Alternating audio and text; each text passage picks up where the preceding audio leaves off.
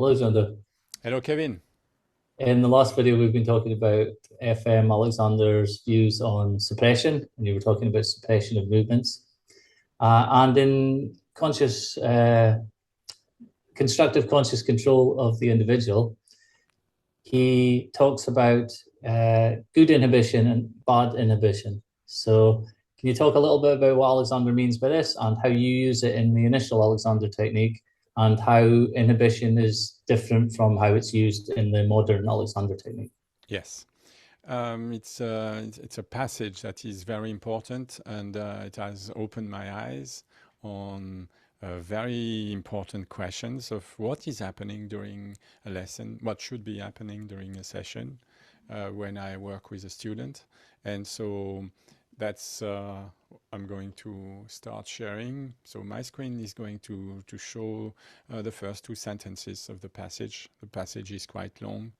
And as I said before, it may be possible that we'll have to take one or maybe two interviews in order to cover everything.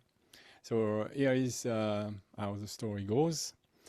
So I'm reading that passage from Constructive Conscious Control of the Individual. It's page 118, and that's what Alexander says. There has just come to my knowledge an interesting objection to the importance which I attach to the process of inhibition as a primary and fundamental factor in this technique of the scheme I advocate. And the objection is made on the ground that this use of inhibition will cause harmful suppression in the individual concerned. I shall proceed to show that such an objection is the outcome of a total misunderstanding of the fundamental psychophysical processes concerned with the application of the preventive principles employed in my technique. So we are shown here that Alexander is clear about the fact that he's using fundamental psychophysical processes. And inhibition is one of these processes. So his understanding of inhibition is not that simple. I'm going to show on screen the next passage, and he's going to relate inhibition with what was going on in the past and what he would like to establish.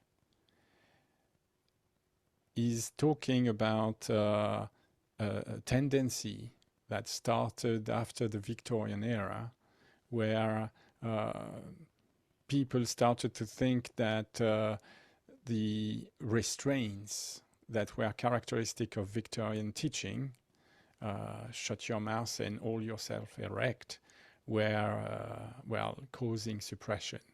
That's what he's talking about here.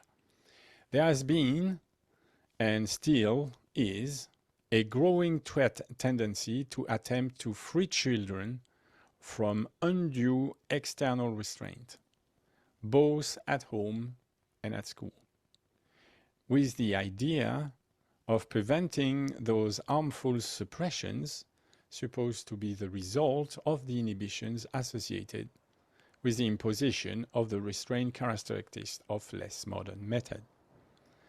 The idea concerned is conceived on a specific and curative basis and is generally accepted, particularly in schools where an effort is being made to create conditions of environment and occupation to meet the pupils' needs. Still nowadays, this idea of freeing one from external restraint is still at large. You must see that the way Alexander is carefully wording his argument, that he does not, in fact, subscribe to this idea he says that harmful suppression are supposed to be the result of the inhibition associated with the imposition of restraints, characteristic of the older method, which mean that they are supposed by others. That in his case, he may find that the difficulty that people are experiencing in their lives, in their behavior, is not directly linked with the method of inhibition used in the old times, is maybe thinking that this difficulty come from elsewhere. So he points to the fact that the idea in the Victorian era, and still sometimes now, concerned with inhibition, well, you have to keep calm. You have to stop moving all the time. You have to listen to the teacher or to your parents. These ideas are different from his.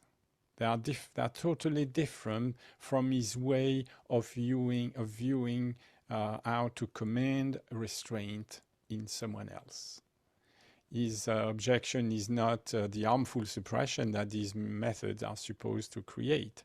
His objection is that these methods are not effective, and there are flaws in the concept that is the base that support these methods. And the flaw is that the idea concerned is conceived on a specific and curative basis.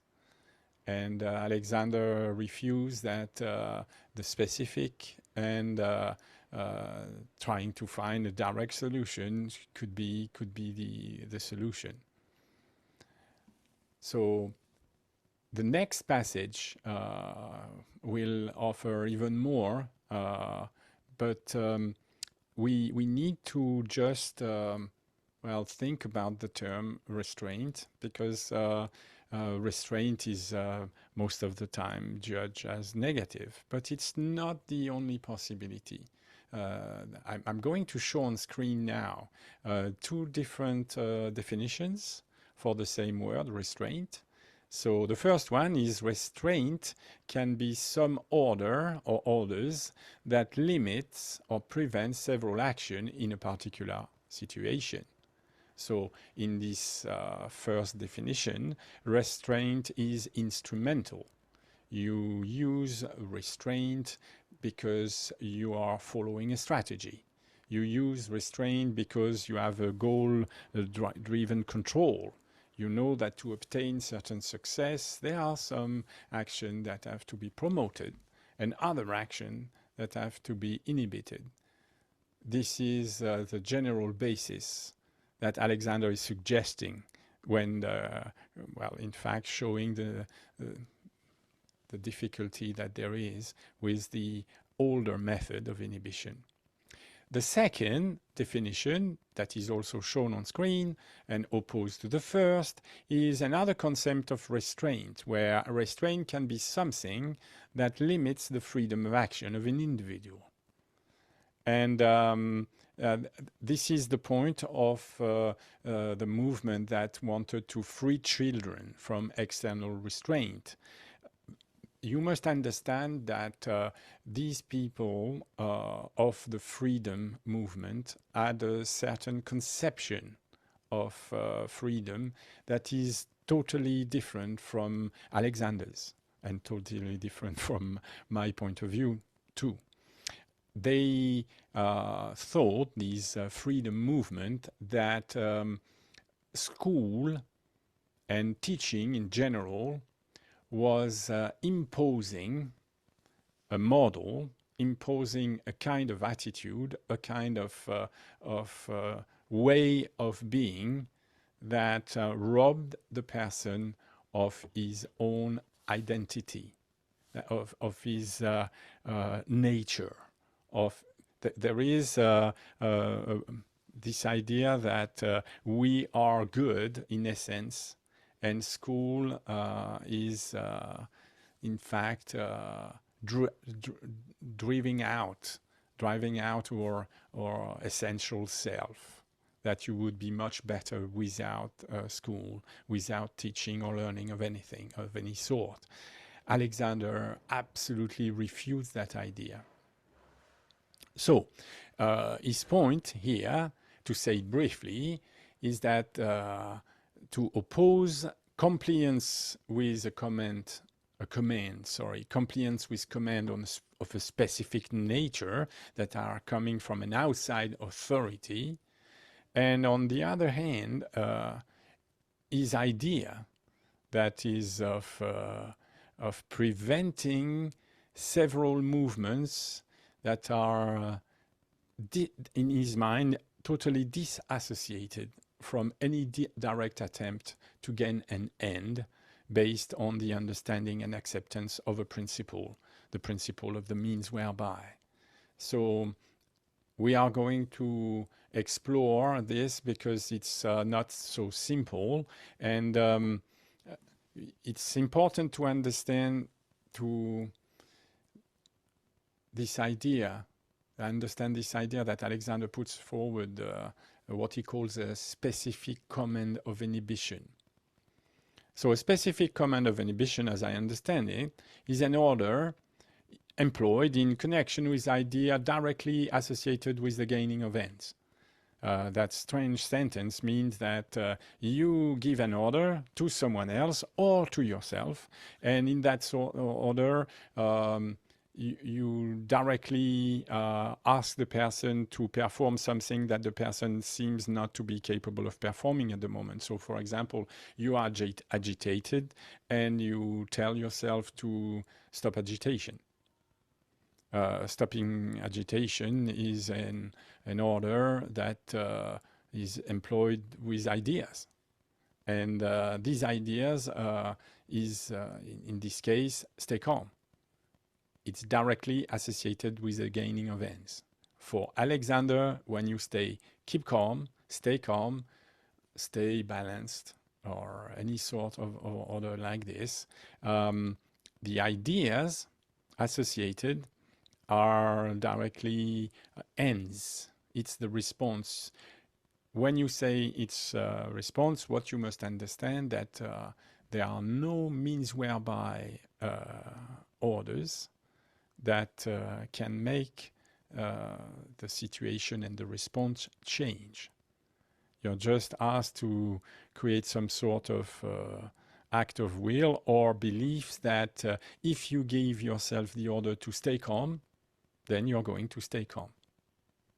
So please don't use video recording when you use that type of inhibition, because you're going to find out that, of course, it's never working, really.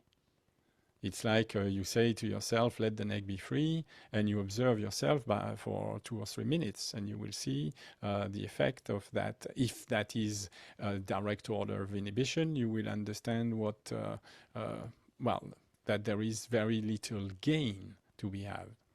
So I'm going to show the next part of the screen now, and if it wants, no, it does not. So Alexander continues, and there are 2 points. I'm going to show first on screen the first and then the second point. So it's the next part of the passage we've been discussing. It's still the page 118 in Constructive Conscious Control of the Individual. And in response to the objection that inhibition could cause harmful suppression in the individual, Alexander is going to differentiate between the 2 kinds of inhibition. And so the first kind of inhibition he's talking about is what I will call, to make it simple, the wrong kind of inhibition. So here is Alexander speaking. The points I wish to emphasize in these connections are: 1, that the process of inhibition involved is employed in connection with ideas directly associated with the gaining of ends. These ideas being the response to a stimulus or stimuli arising some primary desire or need.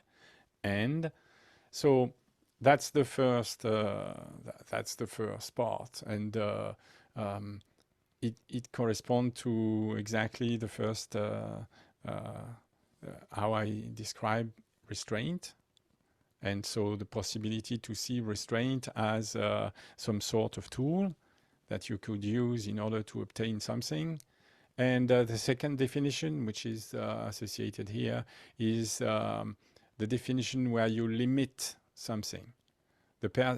When you limit the freedom, or you give yourself in order to limit the freedom, you assume that you can. You assume that the person can stay calm, for example. And you don't open your mind to the idea that in order to obtain the end, to gain the end of staying calm, well, it may be possible that the person needs to learn some ways, some certainly tools, cognitive tools, in order to construct the calm. Apparently, the calm is not coming directly to the person. Apparently, the person is for the moment incapable of calming herself, and the belief that if you shout loud enough, maybe if you shake a little bit the person with the amount of sound, you're going to obtain the calm. Well, of course, if that is the case, I'm not saying it's possible, I'm saying it may be the case, then yes, there is a suppression in the individual that is the target of this abuse. Here, we are discussing something else. We are discussing that instead of, first of all, putting the burden on the person, you are agitated and this troubles me, you're agitated and this annoys me, so please, would you shut up? Would you calm yourself? Well, if the person in front of you is afraid, for example, of you, or if the person is anxious of the consequences that you may impose on her, then the person may show some signs of calm. But is the person obtaining calm? Certainly not. So this is the unwanted suppression that we are talking about. It's a suppression, but the cost is the lack of confidence of the person. The cost is the fact that the person is receiving orders of the wrong kind.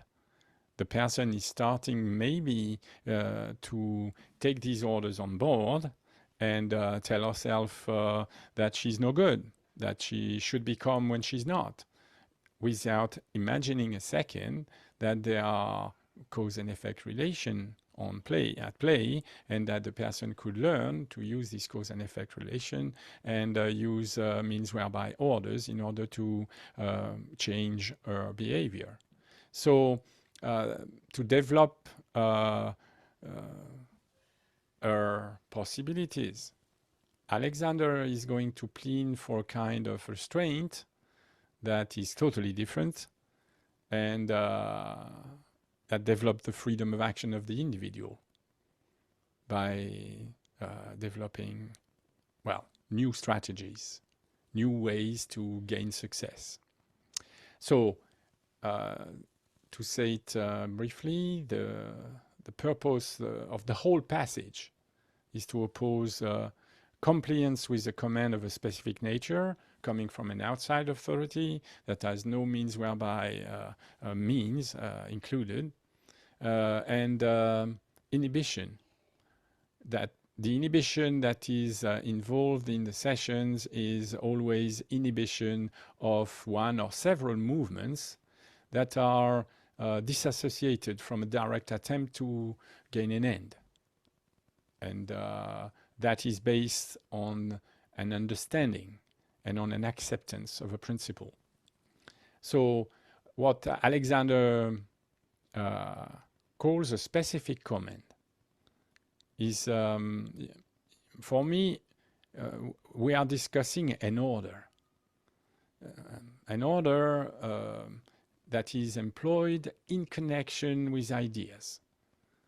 So here, the difficulty is that this order is in the wrong kind of inhibition. This order is in connection with ideas directly associated with the gaining of ends. You are told to lengthen the back, for example. Stop shortening. You decide that you want to play with this idea in your mind. I am going to think of stop shortening the back. Well, the order is directly associated with the gaining of an end, of course. If you stop shortening the back, and if that command has the effect that you imagine, you should be seen with a lengthening back. And many people do believe that these orders directly, or ideas directly associated with the gaining of ends, can have a sort of magical effect. That they say that because the brain and the muscles are in contact, if you tell your brain something, your brain will bring that something. Or if you tell yourself something a sufficient number of times, if you repeat and repeat and repeat that you want your neck to be free or your back to lengthen and widen, well, someday it will become so. This does not take into account the fact that for the moment, all your habits and all the movements that you are performing that are making the neck tense or short and that are pulling your back in are still in play and striving. No, that's the power of beliefs. You can make yourself believe anything, any sort of stories. Now, the difficulty is that for these types of command to bring what you want, there's going to be, of course, a difficulty. For Alexander, if you don't understand the cause and effect that are promoting a certain kind of action, and if you don't have, therefore, the means whereby, which are the different elements that need to coordinate in order to promote a different geometry, a different behavior, then there is no chance that you will ever succeed.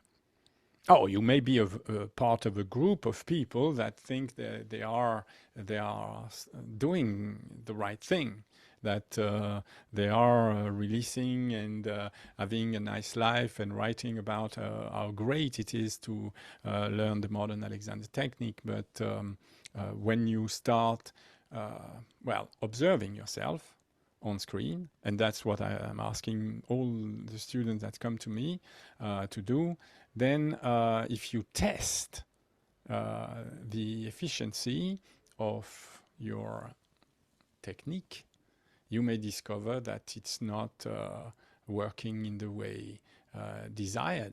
So the second point now, I need to show you the second point, if I can, where that's it. So it's the second point that Alexander wanted to emphasize in connection with inhibition. And he says this is all important, that the stimulus or stimuli to inhibit this response comes from without, and the process of inhibition is forced upon the pupil. This means that his desire is thwarted in consequence of compliance with a command from an outside authority. And this could account for the disturbed emotional condition associated with what is known as suppression. Well, that is a difficult part. I have difficulty with this part. Let's be clear. The fact that Alexander sees two kinds of inhibition is okay, but the difficulty, it's difficult to see why he's now confusing the issues by saying that it is the response and not the idea that is inhibited. It's particularly difficult to understand the point because it's just explained that we were in the field of inhibiting ideas. connected or disconnected with the end. And now he's talking about inhibiting an act. It's quite different. It's very important to understand the difference between inhibiting an idea, inhibiting a belief, and inhibiting an act. Inhibiting an act is just the Victorian way. It's as if you can do nothing to conceive that you're going to respond in that way. Of course you can now.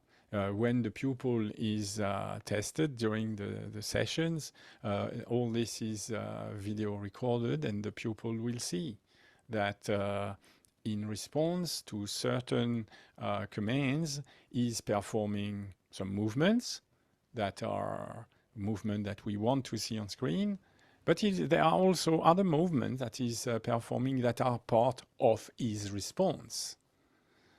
So in the means whereby principle, there is not we are not considering the inhibition of a global response. We are discussing the fact that any response that is done by the pupil is made of a series of coordinated movements, probably coordinated in the wrong way. It's probably not the series of movement that is expected, but the response is a series of movements. And we are going to ask the pupil to develop his capacity of discrimination, that is to understand in advance which movements is supposed to make and which movement is supposed to inhibit. Then we are strictly following the means whereby principle. But there, in this part, he says that the response is what should be inhibited. And so he's following the idea he wants to combat. Maybe that is because he's describing this way of thinking, and in his mind he's capable of making the difference. Well, when we are reading this, I can tell you, when we are reading this the first time, or maybe the fifth time, it's not obvious that there is this subtlety here. But I do think there is a subtlety here. So all this is a bit complex, and it's maybe necessary for you to have a better idea, and I don't know any better way to give you that idea than to give you an example. So here is the situation. Alexander sees two different kinds of inhibition.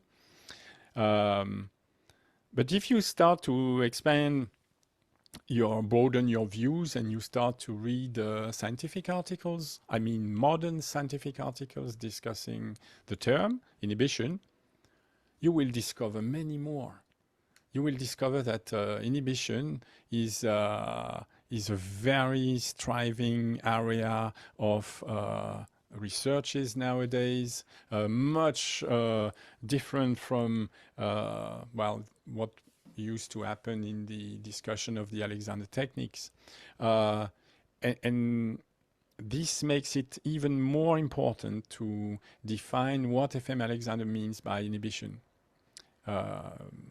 In short, what makes a correct use of inhibition is really crucial to us. So, FM Alexander's story about the wrong and right kind of inhibition, it gives us a fascinating insight into how he was thinking.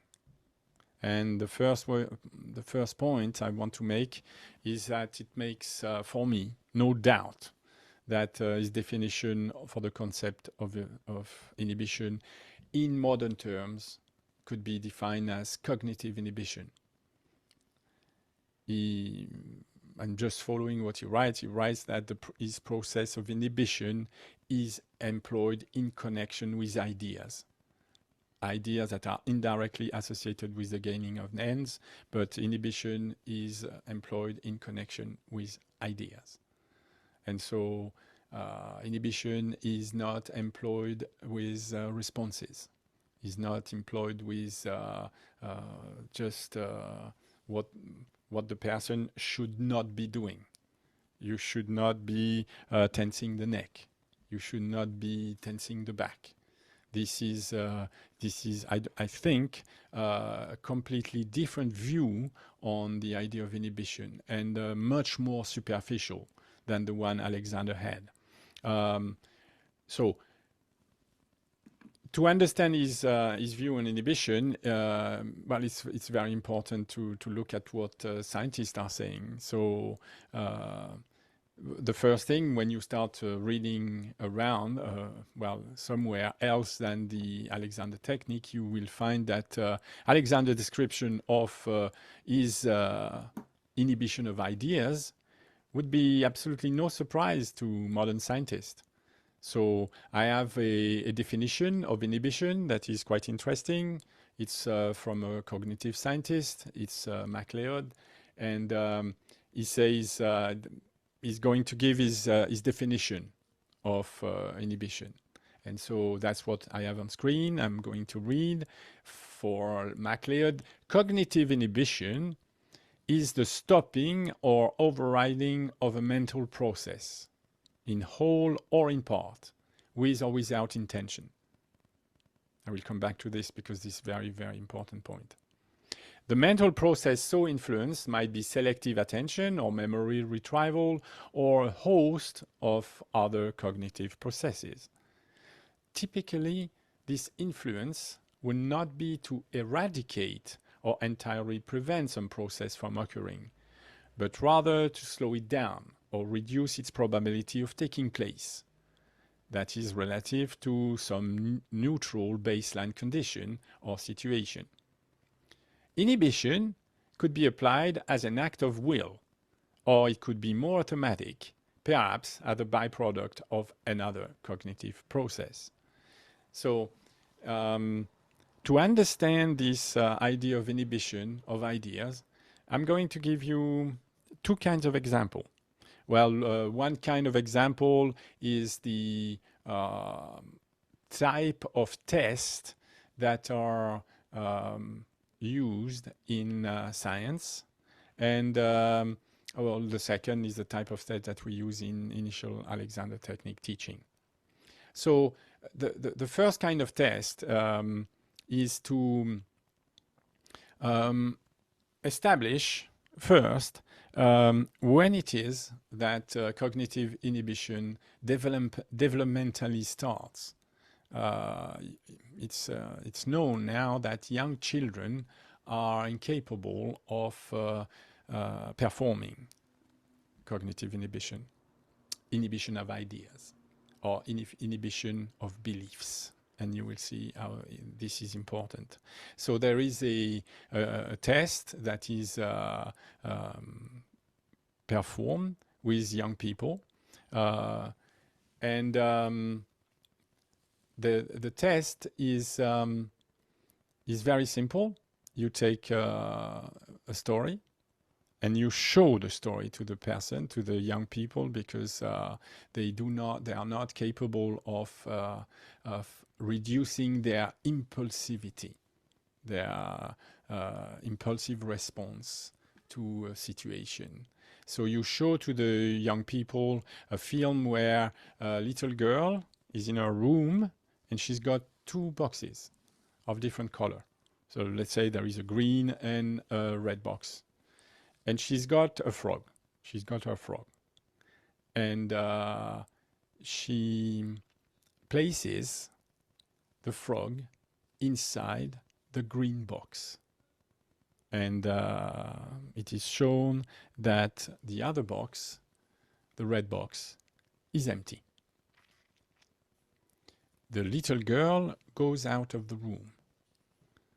And so the child sees the whole situation. That becomes a bit more complicated because somebody starts to enter the room. And the somebody is not the little girl. And what the person is doing is the person is just moving the frog from the green box to the red box.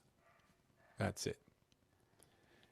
Then the crucial question is asked to the infant or the little subject. And so the question is,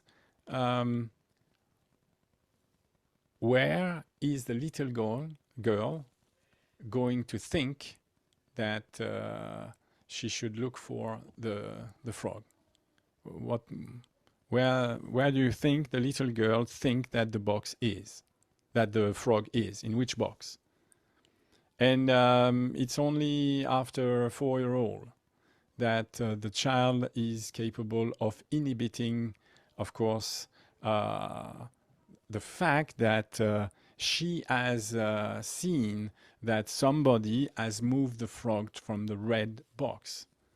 And she will say that the little girl should certainly believe that the frog is in the red box, because she believes the red box contains the frog.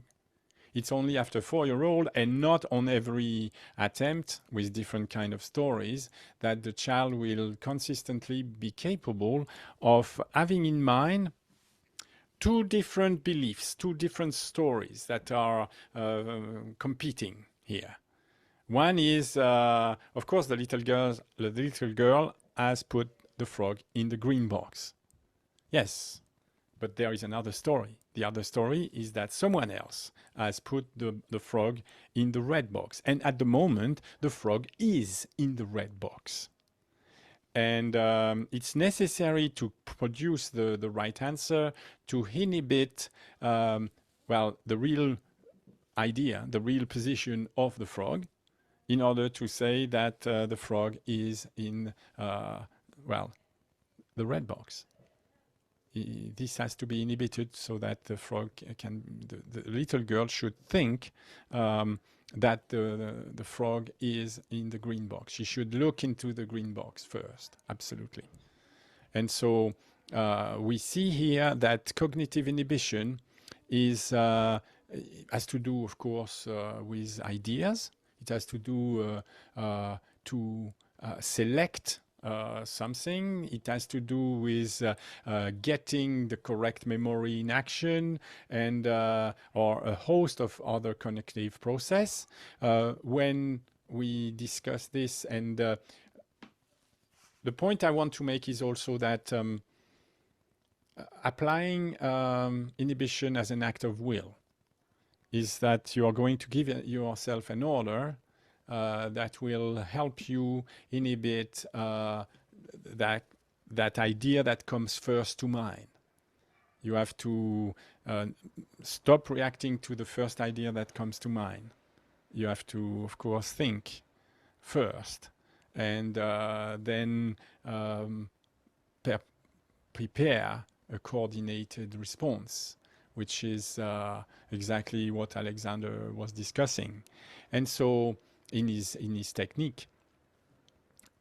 So the second kind of inhibition, this cognitive inhibition, is used in the way I teach, because I will ask the student to make this conscious use of inhibition, to use a very clear verbal instruction to himself or to herself in goal-driven tests.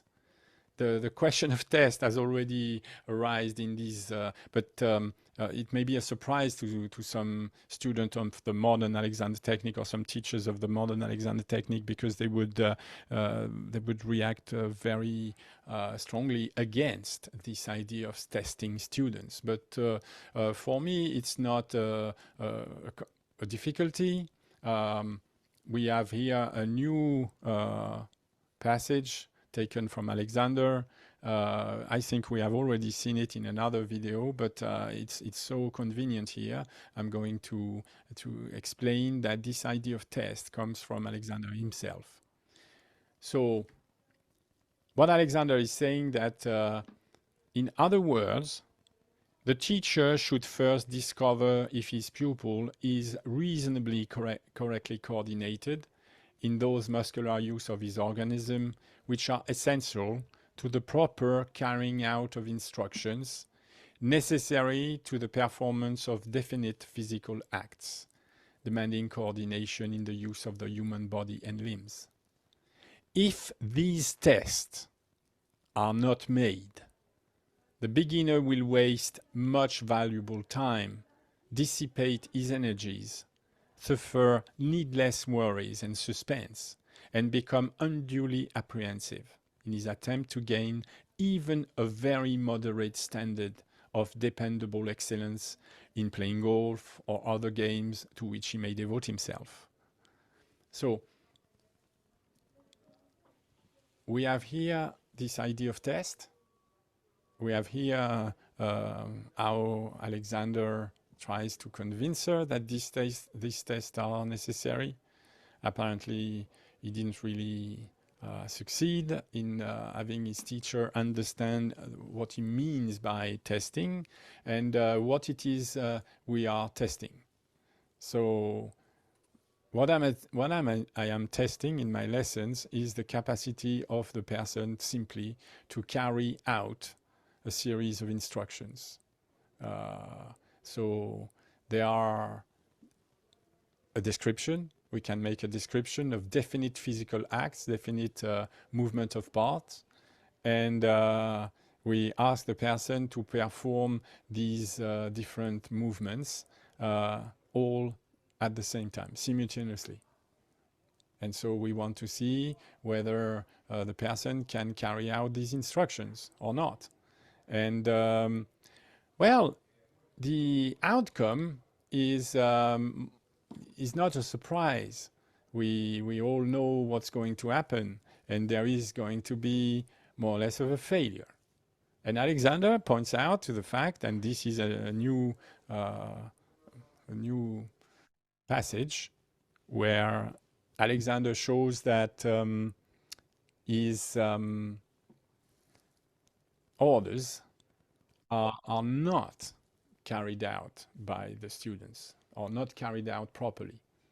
And so this is what he says. This failure to carry out the given orders is due chiefly to the fact that the pupil's sensory appreciation in the matter of due and proper muscular tension is sadly inadequate. So let's have a look at this. You must understand that what we call sensory appreciation is not a physical function. Appreciation means how you evaluate something. You don't evaluate something physically. You evaluate something with your mind and with your memory. You have a certain concept or belief in the validity of what you feel. Very often, most pupils have a very high value for what they feel. They believe in what they feel. If they say, I am tired, what it means is that they feel tired, and this idea for them has a great value. Therefore, it's going to be very interesting to see what would happen if we were to test the student and ask the student to produce a series of movements that are producing sensory appreciation stimuli that are contrary to the person's belief. So I have an example here. The example, it's very simple. So we take a subject, and because of this upbringing and lessons, all the teaching is received, we say that the subject believes that tension is a sign that he's doing too much. He believes that feeling tension is an appreciation of something that should not happen, something that should be evacuated, should be inhibited. So we have a person that believes that tension is more or less wrong, yeah, and the person would not, therefore, be tested in like tabula rasa, like without any bringing into the experiment his own past. And so when I or the teacher will test his capacity to carry out 3 definite movements, for example. So we ask the person to think of 3 separate acts which are going to stretch the geometry between the different parts of the anatomical structure. This is not hidden from the subject. I clearly explain with a diagram, if necessary, that if the pupil carries the different movements, the different acts simultaneously, the resulting geometry will obviously stretch the fascia and the tissue and the muscular tissues that are attached to these parts. The person is totally, and very often the person is even interested and willing, because it's in geometrical terms, it's obvious that there is a lengthening that is going on. So this is how we start this test. And so suddenly we find, and the pupil will find, that on the video recording, he fails to carry out the orders in the way explained by the instructions, by the definite instruction is received, definite and explicit instructions. So when you look at this, suddenly you start to understand that the belief system of the pupil is related to his sensory appreciation, is in action.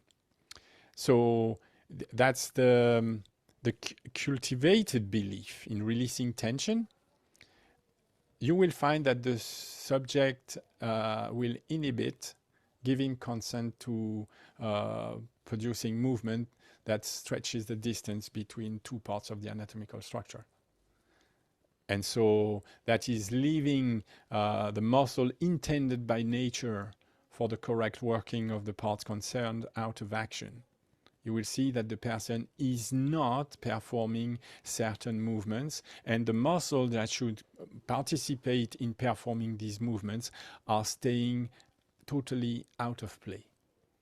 And for me, I relate this with Alexander's explanation that comes from the first book, Man's Supreme Inheritance. I'm showing another passage. And that's how Alexander explained the failure. Formally, the consciousness in regard to the correct action has been erroneous, a mere delusion, and the muscular mechanism have worked to pull down the body. The truth of the matter is that in the old morbid condition which have brought about the curvature, the muscle intended by nature for the correct working of the part concerned have been put out of action. And the whole purpose of the reeducatory method I advocate is to bring back these muscles into play, not by physical exercises, but by the employment of a position of mechanical advantage and the repetition of the correct inhibiting and guiding mental orders by the pupil, and the correct manipulation and direction by the teacher, until the 2 psychophysical factors become an established psychophysical habit. So we understand that Alexander is testing his pupils, is asking them to perform several instructions and to perform them simultaneously. And the pupil will fail to carry out the orders given. And this is, in fact, part of the lesson. This is not to put the pupil into a delicate situation. You know, you're failing to do what you're asked. No. It's to make the student discover what beliefs are involved in his carrying out of the instruction, and what new beliefs should be brought in to replace them, to carry out the instruction necessary to the proper carrying out of the instruction necessary to the performance of definite physical acts. It's quite a mouthful. So in order to obtain coordination, is not just to, in fact, understand the orders, understand what movement the student is supposed to perform. It's also to discover that there are different beliefs in competitions in the mind of the person. And some of these beliefs are going to trigger like a subconscious inhibition. Inhibition is not only something that we declare, that we say, I am going to inhibit this or that. There are very many times when inhibition is associated with certain actions or certain beliefs without the person being aware of this association. And the purpose of test is to discover, well, is to make the student discover these associations. And so very often I have to explain time and again to the pupil that if he succeeds in performing different coordination of movements and changes the attitude, changes the geometry of the parts of the supporting structure of the body, well, we have to expect very strange and strong feelings of tension and or anything that in the mind of the pupil leads to the same effect, like compression or tautness, anything associated with these words. We have to make the pupil suddenly realize that every time he feels something that is approaching these, he must look at the video recording and check on the video recording whether there is a lengthening of the structure happening or whether it's shortening. Because tension in itself is no way to discriminate between correct and incorrect action. Alexander is saying that nor must it be forgotten that in the process of reeducation, a great object lesson is given to the controlling mind.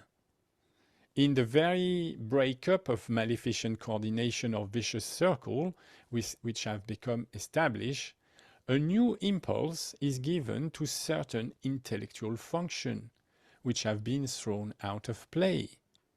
So we must ask ourselves, certain intellectual function have been thrown out of play, and they are, of course, out of action, and the purpose of the lesson is to bring them back into play.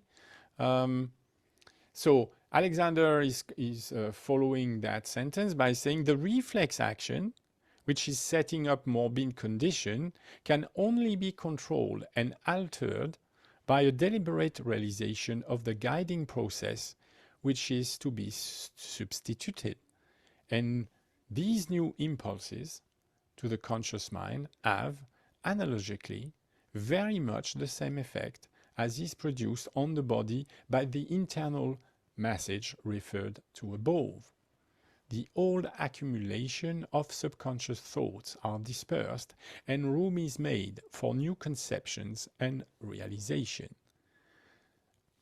You cannot have a new realization, a new coordination, without new conceptions. That's for Alexander the expression of the unity between mind and body. As long as your conception of the movements, as your conception of the action, as your conception of the outcome of the action in terms of sensory appreciation has not changed, there is no way we can make the real work start. So the process of reeducation is not a process of developing a new feeling, of getting rid of bad feelings. This new impulse to the intellectual function associated with the controlling mind. We are clearly using the mind in a goal situation. There is a task, there is a goal, there is a possibility of success and possibility of failure. So it is very important that we recognize and we make the pupil recognize, well, that it's necessary to observe that kind of failure and to discuss that kind of failure in order to well, discover which are the conditions of failure, which are the criteria, which are leading to failure. Acceptance of failure is very important, but not sufficient. We want, of course, this acceptance of failure that is easily communicated by the teacher. I'm just going to, well, to enumerate what is absolutely right, what is the direction we want to work in, that is seen on the video recording. And at the same time, I will also enumerate in exactly the same way every single movement that should be inhibited. And in that way, we have a very clinical view on the situation. Of course, at first, the pupil that is told that, for example, is not moving one part when he should have, or is moving that part in the wrong direction when he should have moved in the opposite direction in space, is not pleasant. I'm not saying it is pleasant, but I'm not saying that we are there to please the student. We are not there to, I do not follow this idea that the lesson should be fun. The lesson should be nice. The lesson should be pleasant. No, the student is not going to learn more or faster if you try your utmost to get the lesson pleasant. Most of the time, it's exactly the opposite that is going to happen. The student is never going to be challenged. It's never going to be disgruntled or put out of gear, so that in real life, when he's confronted with this situation, he will never know how to respond, how to organize himself. So the lessons are not there to create a cocoon where the pupil is feeling fine. I don't imagine that feeling fine is necessary or suitable to learn to keep conscious control in adverse situation. So this is the first part of the passage. I will turn to Kevin now and see if he's got questions or comments. Yes, you mentioned the science paper on inhibition. So I'm wondering if someone's interested in looking at more things that modern scientists are saying about inhibition and comparing it to what Alexander's talking about. Are there other terms they use as well as inhibition, or are there any specific people in addition to McLeod that you would recommend people look at? Well, the bibliography is immense on inhibition. You want to use certain words when you go to Google. You could start with what's behind this is task-related control strategies. So you are every day you're facing tasks, or anybody is facing tasks, and of course, to success in task, you need to develop strategies. You will find that you have many sorts of difficulties of performing the orders given by the teacher. There are failures everywhere, and so you can also use the term inhibitory control. It's very, very central. Suppressing highly trained association is another one. We remember that we started this discussion with a student asking how to control the emotions and sorts of recurring ideas in the mind as easily as we are apparently controlling new different movements of the parts of the structure. And so we want to read about the what we call competent reasoning, because of course competent reasoning about beliefs is very important in the technique. At first, when the pupil comes to us with a bad back or I don't know, a limitation in movement in the shoulder, competing reasoning about beliefs is not something that comes to mind immediately. But in fact, it's the crux of the problem. We are going to have to discuss beliefs in sensory appreciations. Why is it that there are limitations in the movements? What it is the pupil thinks or believes about certain movements. Oh no, this movement is immediately I feel something here. So you are not doing this movement because immediately you feel something there. And so how to shift from the correct to the incorrect, from the incorrect to the correct answer? You have to suddenly address beliefs. Sensory appreciation most of the time is coagulated into a belief. So you will make the pupil discover that he has got to develop a strategy in order to be able to balance strategies. There are always choices that are to be made. They are always a task for the controlling mind. Which movement is first, which movement is second, which movement is third. Did we not say that all the movement would be simultaneous?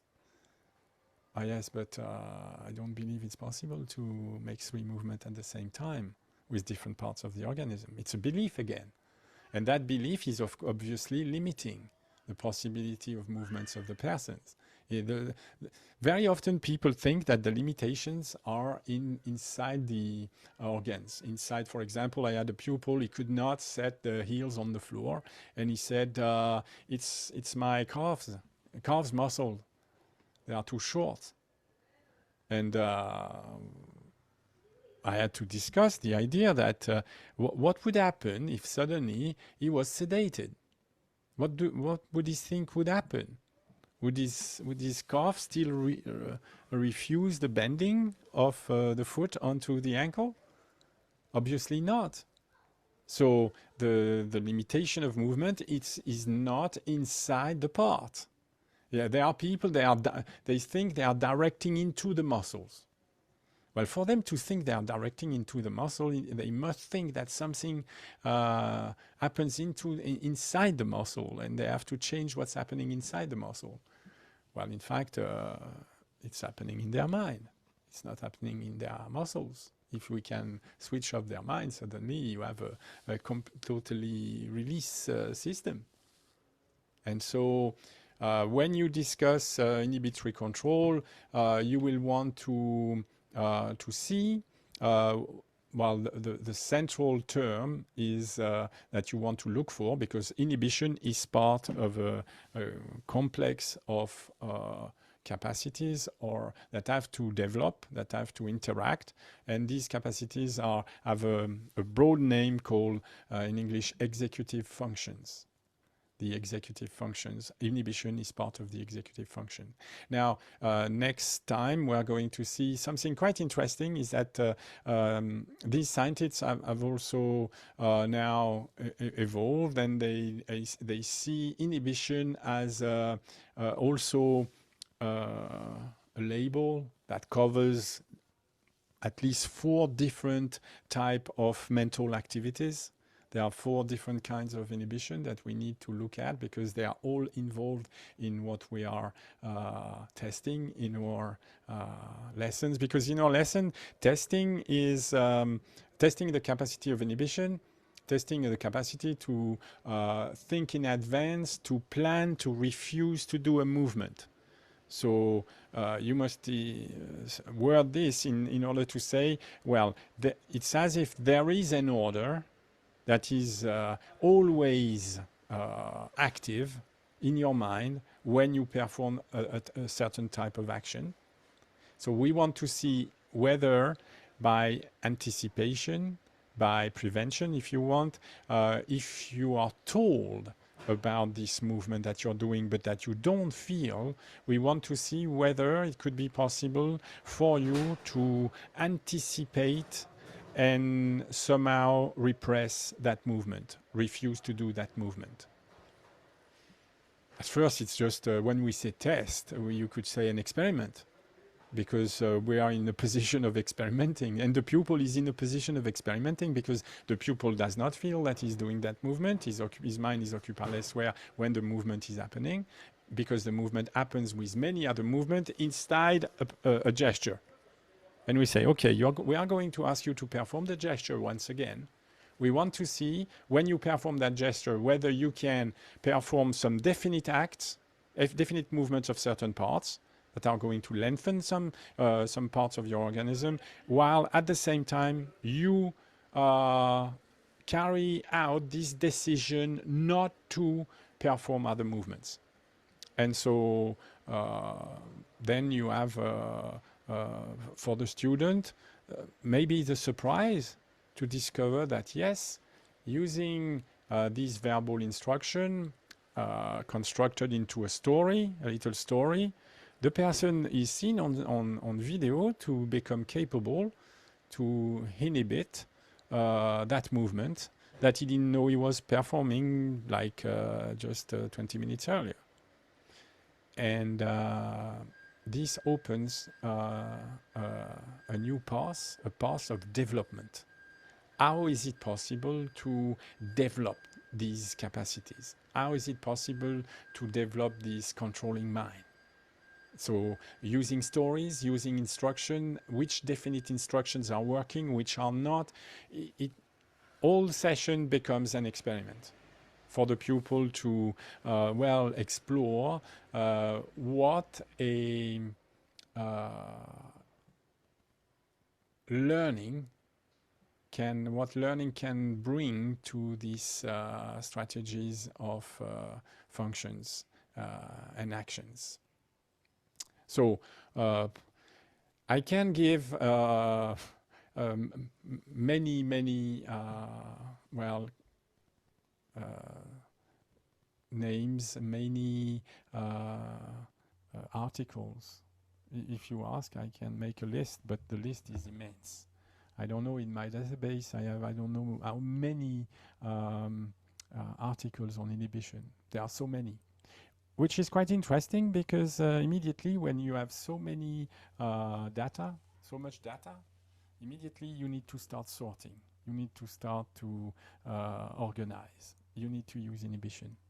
You cannot read all, and if you start reading, you need to discover that you need strategies also in your reading. You need to start inhibiting the desire to read everything. You need to start understanding that it's going to be necessary for you to take notes, to examine who's speaking, which laboratory or which school the person belongs to understand where is he talking from, what is he talking about, what is he proposing, what sort of theory has he got, which theory do I know that is connected to it. And so if you do not perform this, the amount of data is so great that you're going to, well, go from one high to one low, because it's like, wow, this is it. And then you read someone else and say, oh, no, this is not, this is something else. And you discover that you are faced with the controlling mind is a fantastic field. There is no final article on inhibition. For example, I used MacLeod definition earlier. If you remember, it was this idea, his definition. You must understand that his definition is one amongst many. And you need to construct your understanding like a mosaic, and start to place things in place. If you just swallow books or swallow the first article you're going to find, if you just type cognitive inhibition, you will see there is so many. So we are going to go slowly with that. That's my idea. Okay, brilliant. Thank you. So for everyone watching the video, if you'd like to book a lesson with Jeando and experiment with your inhibition skills, then you'll find a link underneath to his website and to his email address. And we'll see you in the next video. Thanks, Jeando. Thanks, Kevin.